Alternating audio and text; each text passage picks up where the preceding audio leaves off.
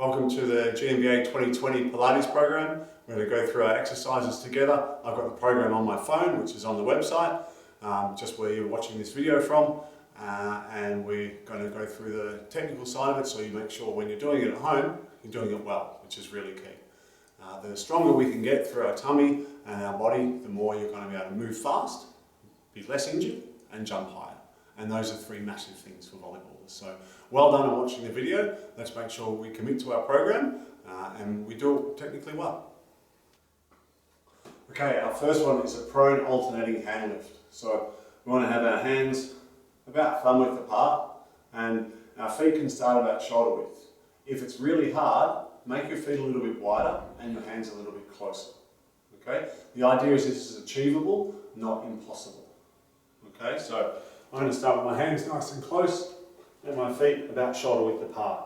The idea is that I lift up and touch the opposite shoulder without moving my hip. So what we don't want to see is this sort of thing, because we're losing control. Okay, I've got really nice control, minimal movement going on, and I'm going into 20 touches.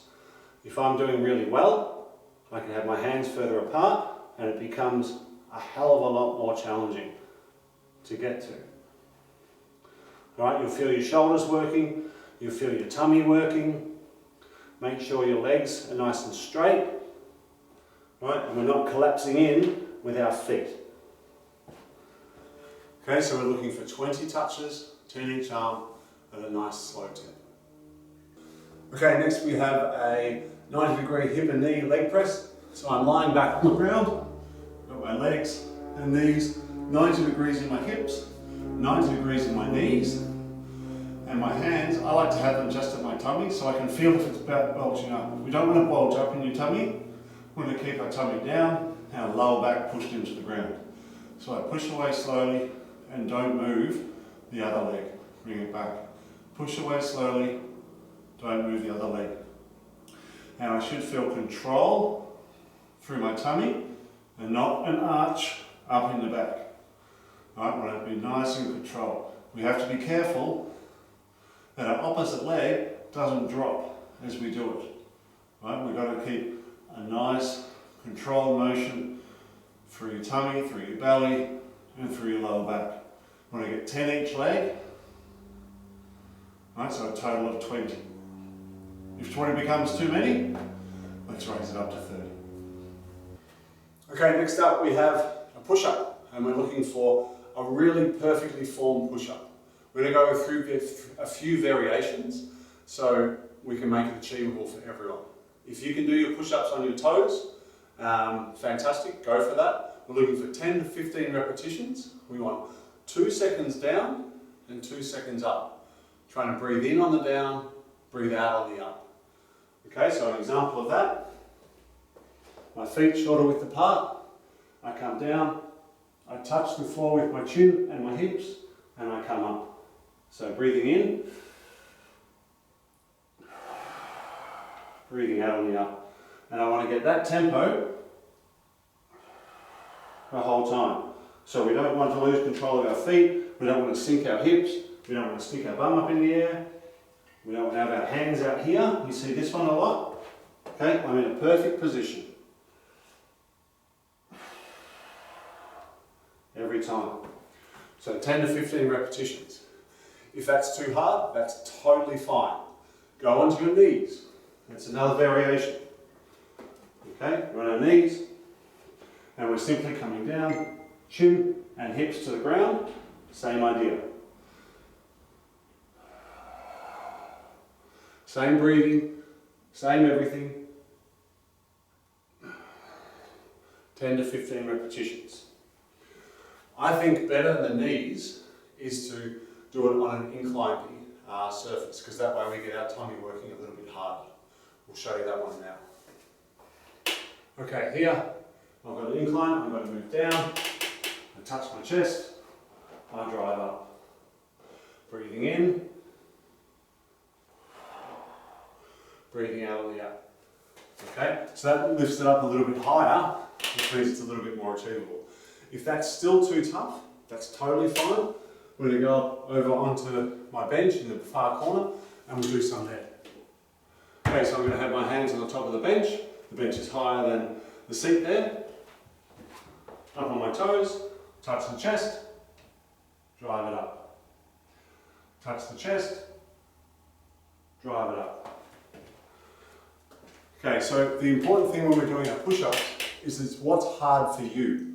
It's not what's hard for me or for someone else. We need to challenge ourselves, and hopefully eventually we all get lower and lower, and we can all do a great series of 15 push-ups.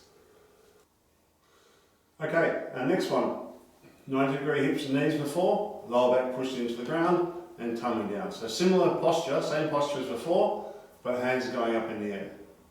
Now, my knees need to stay locked so they're not bending. The movement's coming through my hips, okay? So I'm going to drop my feet to the ground, keeping my knees at the same angle. Right, making sure my tummy's not bulging up, keeping my tummy down, keeping my lower back pushed into the ground. To make it a bit harder, alright, my hands go back and they come up.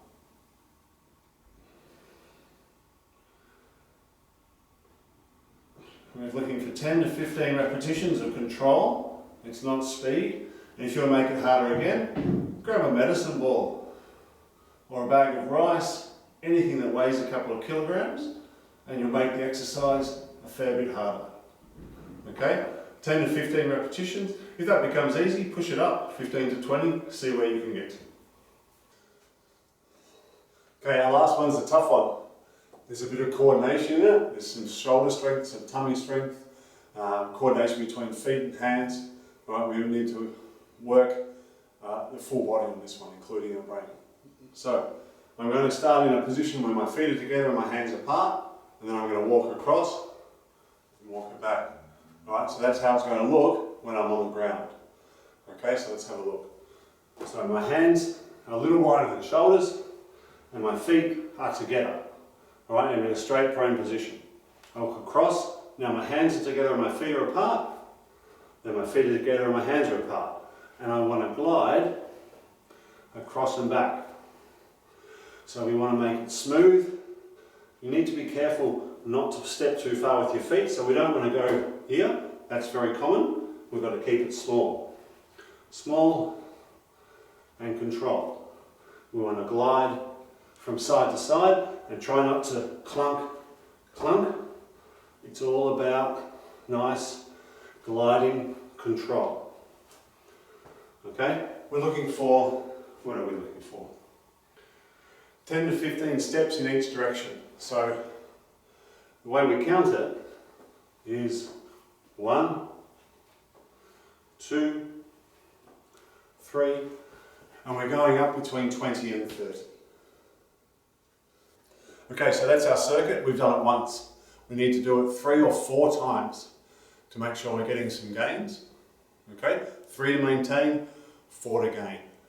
If you commit to the program, you will notice yourself improve over the first 2 to 4 weeks. And if we really commit to it for maybe 10 to 12 weeks, right, your body can really change. The way you play your volleyball and have your overhead coordination can change greatly. So well done on committing to it. I really hope you do it, and we'll see you on the court.